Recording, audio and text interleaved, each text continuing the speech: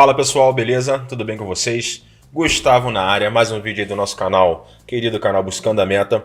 Hoje, pessoal, nós vamos falar de um assunto muito interessante, um gatilho que eu costumo utilizar nos meus trades. Sim, vou ensinar um gatilhozinho aqui que eu costumo utilizar muito nos meus trades, que é o famoso Inside Bar ou Inside Candle. O que seria isso? Como é que funciona esse gatilho, Gustavo? Não é análise de candle, mas nós vamos usar essas informações contidas no candle anterior, né, e no candle que está em formação para determinar se tem esse trade, essa possibilidade de trade em aberto. Então vamos aqui direto ao ponto. O Inside Candle ele funciona da seguinte forma: tu vai ter a formação do candle mãe, você vai levar em consideração sua máxima e sua mínima. A máxima e a mínima do candle sempre vão ser levados em consideração. Porém, o que vai me importar aqui é o candle seguinte. Então, toda vez que tu tiver a formação de um candle e o candle seguinte ficar contido dentro do range do candle mãe, poderíamos dizer dessa forma, tá? Então, se o candle seguinte não ultrapassar a máxima ou a mínima do candle anterior, aqui nós temos uma estrutura chamada Inside Bar. Para facilitar a visualização desses eventos, a gente pode utilizar aqui uma regra de coloração. Então vou com o botão direito, inserir regra de coloração. Já é nativo do Profit.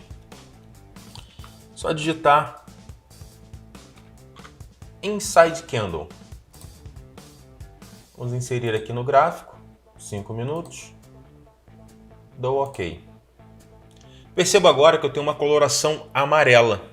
E todos esses candles que tem essa coloração em amarelo é um candle Inside Bar. Ele está contido no range do candle anterior.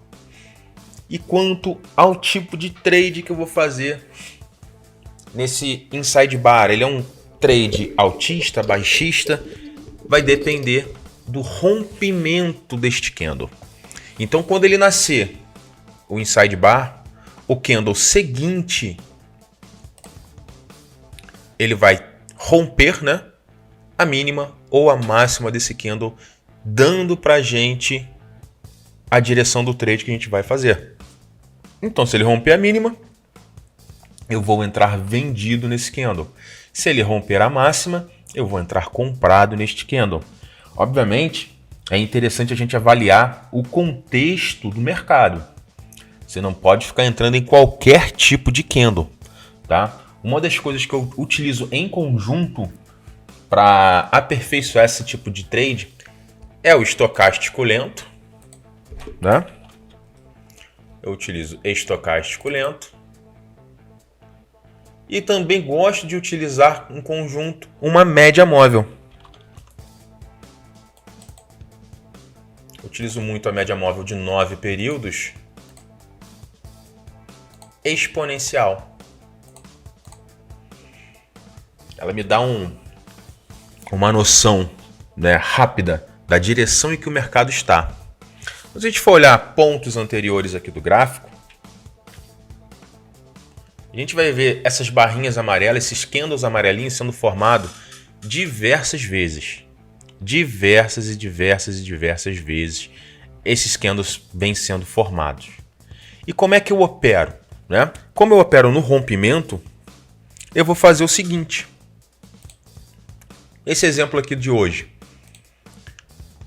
O mercado fez um grande movimento de retração, tá? Foi no momento onde saíram dados americanos de inflação e índice de preço ao consumidor, tá? Os dados vieram relativamente ruins. O mercado já precificou na hora, fazendo essa forte queda aqui no índice. Porém, ele chegou a um patamar onde parou a queda. O próximo candle que foi formado, ele formou um Inside Bar, porque ele não ultrapassou a mínima nem a máxima, obviamente, desse candle, deixando aqui um gatilho em aberto. O candle seguinte, no rompimento, deu o gatilho. Então, você deixaria um tick abaixo a sua ordem de venda e um tique acima a ordem de compra. E seus stops funcionam exatamente dessa forma. Então eu tenho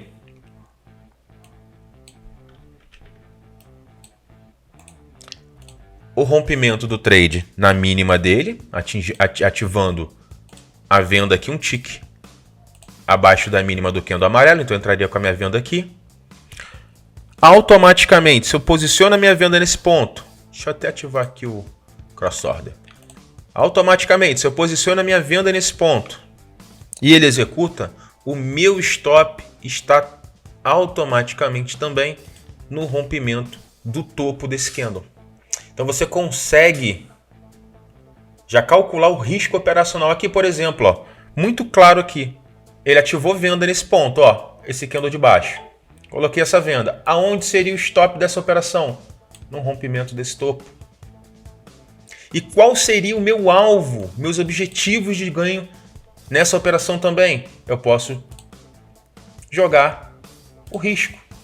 Vou tentar pegar sempre 2 vezes o risco da operação. Então no 200% ele bate o alvo desse tipo de trade. Obviamente você vai controlar, você pode ter outros suportes e resistências dentro do gráfico para você ir acompanhando, mas é um gatilho super interessante. Acabou de acontecer, estou dando exemplo aqui na prática para vocês desse gatilho de venda. Está pagando aqui 90 pontos, 80 pontos, então você sabe como gerenciar, fica uma forma bem simples de gerenciar esse tipo de gatilho. Tá? Então o stop está posicionado, você pode posicionar também o seu stop gain, né, calculando 2 vezes o risco. Obviamente, um ponto importante já seria aqui para a gente esse fundo, tá? Que o rompimento desse fundo também vai dar uma ênfase maior na possibilidade da continuação de queda. Caso o mercado volte, o stop está posicionado também no ponto. Uma coisa que eu gosto de levar em consideração, operar esse tipo de gatilho, né, junto das médias móveis. Então aqui tem um exemplo muito claro. A média 9 vem caindo, ficou um pouco mais branda, certo? Se o rompimento ocorrer, o stop está totalmente válido, né? Vou tomar o stop, eu estou disposto a correr esse risco. Tomo um stop, acabou o jogo. Seguindo a média, que é a tendência momentânea de queda, ela vai continuar pagando para baixo essa venda e eu consigo ter uma excelente taxa de risco-retorno. Tá? Então o gatilho que eu queria apresentar era exatamente esse. Um inside candle. Por exemplo, esse candle aqui de trás, ó. Quanto ele pagou? Qual era o tamanho do risco dele? Ó? Ele pagou nos 200%. Pagou certinho no 200%. Deu o primeiro toque no 161,8, que é um ponto muito importante também. Voltou devolvendo. Não conseguiu, mas foi pagar o alvo do 200%. Então você consegue ter uma escalada muito interessante. Que sempre que tu tem um risco e o teu objetivo te dá 2 vezes esse risco, é um trade muito interessante para você fazer, porque você tem uma simetria de risco positiva, né? Você está trabalhando de forma favorável. Aí o quanto de forma financeira você pode perder, você vai avaliar o tamanho do candle, do gatilho. Ah, não, esse gatilho é muito grande aqui para o meu operacional, então eu vou reduzir a mão ou vou buscar gatilhos onde a condição, né, de stop seja favorável ao meu gerenciamento, tá? Então é uma forma muito simples da gente controlar o trade no mercado, beleza? Então essa era a dica de hoje. Esse é o canal Buscando a Meta. Uma coisa muito importante que eu não disse é o quê? Deixar seu like, se inscrever no canal e compartilhar com todos os seus amigos, beleza? Esse é o canal Buscando a Meta. Gustavo na voz. Até a próxima.